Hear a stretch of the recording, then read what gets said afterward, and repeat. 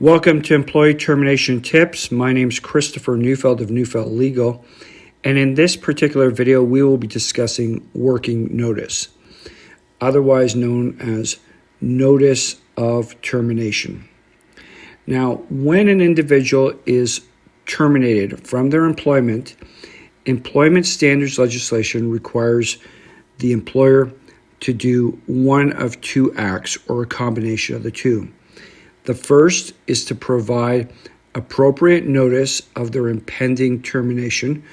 So in the sense that they're told that they're going to be terminated, but they get to continue to work and get paid for a set period of time as set forth by the employment standards legislation, whether it's 1 week, 2 weeks, 4 weeks, 6 weeks, or 8 weeks, depending upon the years of employment, or alternatively, they would get paid immediately or almost immediately, and their work ceases, and they get paid for that period of notice at the time specified in the employment standards legislation. So depending upon the province, it could be immediately, it could be within 24, 48, 72 hours, it could be the next pay cycle. Preferably, from the employer standpoint, on a legal side, it's usually preferable to do termination pay in lieu of notice, simply because you avoid disgruntled employees and you bring a cessation to the work arrangement immediately and have things done and finalized. Nevertheless, there are those employers that decide, well, if I'm going to pay the individual, I may as well get work out of the individual. And hopefully you don't cause problems during that period. And sometimes they hope that you quit during that period, which is what they try to take advantage of. But what you should be doing is instead looking at the situation further. Because even though they are avoiding making a immediate payment for the notice period, there are other payments that might well be due from that particular employer to yourself.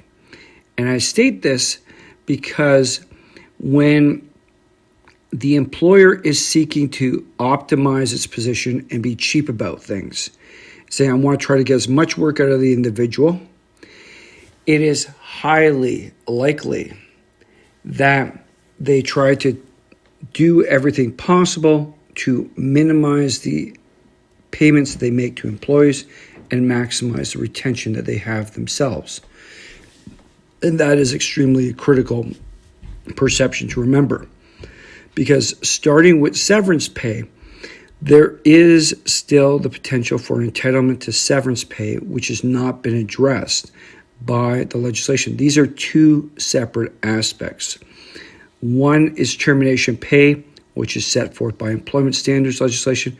The other is severance pay, which is dictated by the common law. And simply having notice about having to work the entire period of time does not give a person necessarily the appropriate amount of time to go and find alternate employment. Yes, you can start the employment process looking for alternate employment, but it's severely hamstrung by the fact that you are continuing to work during this period of time. You can start getting your resume together. You can start making some initial calls. If you have interviews to go to, you can go to those interviews, and hopefully the current employer allows you to, because if they don't, this is problematic for them and advantageous for yourself. But that is but one of the aspects that you have to consider and speak to legal counsel about.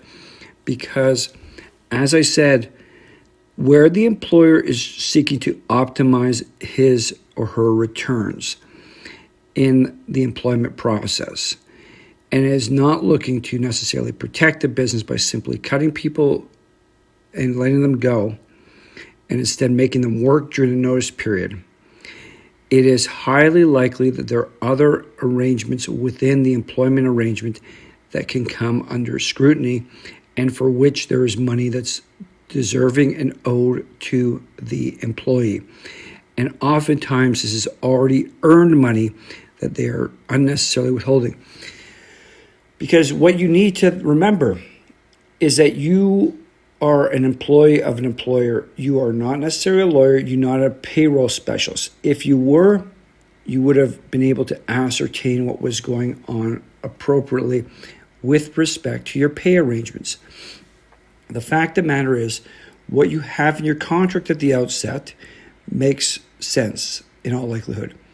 How you are getting paid throughout the course of your employment is not necessarily the easiest thing to understand. And even lawyers who've been practicing employment law don't necessarily spend the time and understand the intricacies of payroll arrangements, pay statements, and employee obligations.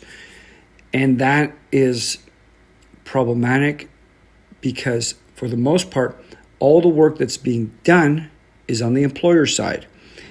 And whenever an employer runs into an issue, they constantly shroud it and keep it covered in confidentiality agreements, releases, non-disclosure arrangements, and the like. Settlement agreements, you name it. So there's not a lot out there with respect to what is actually transpiring with respect to your day-to-day pay.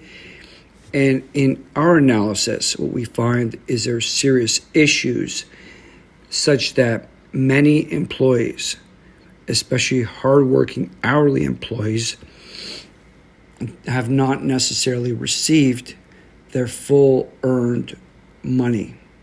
And this is a serious issue, and a serious issue that needs to be appropriately addressed. So if you've received working notice, you really should engage with knowledgeable legal counsel and discuss those aspects that pertain to your employment, and not simply limit it to, I'm upset about the fact that I have to work during the notice period.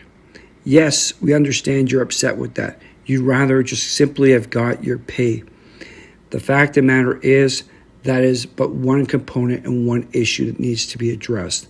There are other issues that also should be looked into, because the kind of approach that's being taken by your employer in this situation is reflective of potentially far more, especially if you're an hourly worker, and especially one who works out in the field for many, many years. Thank you.